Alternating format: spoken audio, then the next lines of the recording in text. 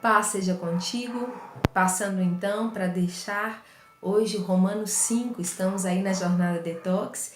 Você já leu sua Bíblia hoje? Já fez seu exercício? Está lutando por seus objetivos? Então nós queremos começar a partir do versículo 1, né? Sido justificados pela fé, temos paz com Deus, por meio de Jesus Cristo. Então nós começamos entendendo que Jesus é o único caminho que vai me dar a paz que eu preciso para estar em Cristo. Número 2, por Jesus nós temos acesso não só a Deus, mas a uma graça, a um presente, a um favor imerecido.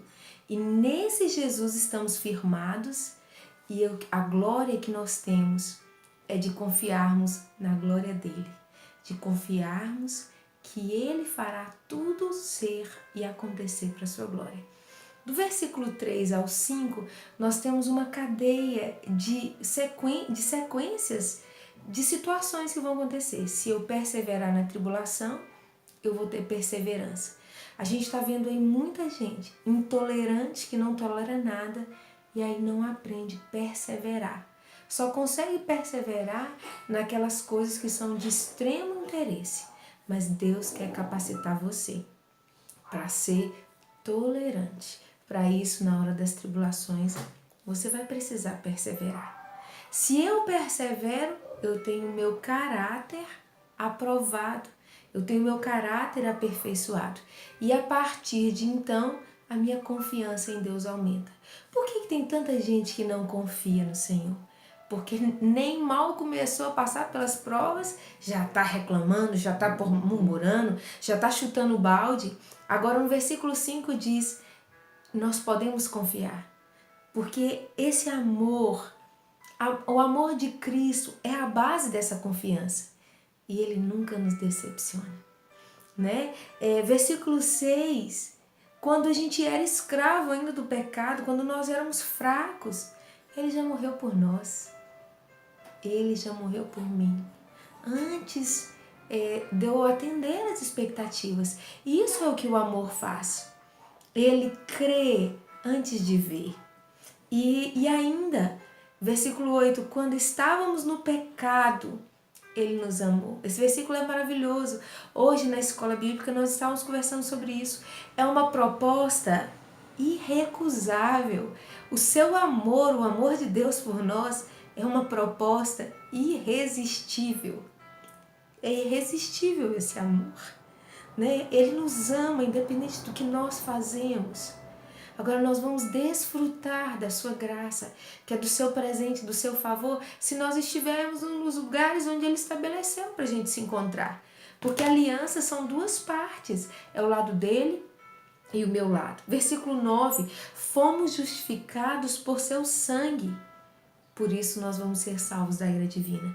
Versículo 10, se éramos inimigos e ele nos reconciliou, quanto mais agora que somos amigos, seremos salvos da sua ira e teremos a vida em abundância. Versículo 12, o pecado veio por um homem, ele começa a fazer a comparação entre Cristo e Adão, porque Adão era para ser como o próprio Cristo. E a morte foi ligada a todos os seres humanos por meio de Adão. E todos pecaram. Este era o nosso legado. Este era o nosso legado, era a morte. Mas Jesus veio, versículo 14. A morte reinou de Adão a Moisés. Mesmo não tendo cometido pecado, as pessoas estavam perdidas. Perdidas nas suas ações. Perdidas, amados, não é porque a gente não sabe que está errando que a gente fica livre da consequência disso. O diabo ele se aproveita até mesmo da nossa ignorância. Então, olha, pecar no original significa errar o alvo. Como você tem estado? Será que lá no emprego você tem alvos? Às vezes, numa instituição que você representa? Na sua família, às vezes, nós queremos nos unir para comprar um carro, uma casa. E na sua vida com Deus? Qual é o alvo? E lembrando que quando a gente tem um alvo com Deus, ele alinha todos os outros para a glória do seu nome. E olha o versículo 3, mesmo o pecado não sendo levado em conta, porque ainda não havia lei, né? como se não soubesse, porque não havia lei, sabendo ou não, eles tinham uma condenação que era a morte. Versículo 15, o pecado fez muitos morrerem, muito mais agora a graça transbordará para multidões. Uma só ofensa trouxe condenação. A graça, o dom gratuito, veio porque havia muitas transgressões. Então preste atenção, quando eu cometo um pecado, existe a condenação daquele pecado.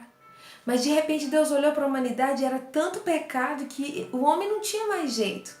E aí ele decidiu derramar a sua graça, o favor imerecido. Por que às vezes a gente fala, não, tem gente que só vê os meus erros, porque geralmente um erro sempre vai trazer condenação. Agora quando a gente reconhece, eu não consigo sozinho, aí nós recebemos o favor das pessoas, quando há humildade. Versículo 17, quem recebeu o dom da justiça vai ter a provisão da graça. Quem receber Jesus vai ter a provisão da graça. Reinarão por intermédio de um único homem, Jesus Cristo. Eu e você precisamos andar nos passos desse homem. Versículo 18, a justificação traz então vida para todos. Versículo 19, por meio de uma desobediência foram gerados vários pecadores. Por meio de uma obediência foram gerados milhares de justos. Versículo 20, a lei foi constituída para que a transgressão fosse ressaltada. Mas onde abundou o pecado, superabundou a graça. Então Deus permitiu que houvesse lei, estabeleceu a lei, para que as pessoas começassem a ver que não conseguem sozinhos. E aí, acionar o Salvador Jesus Cristo. Versículo 21, a graça outorga a vida eterna por meio de Cristo. Estude essa palavra. Ó, beijo no seu coração. Aqui nós temos vida e vida em abundância.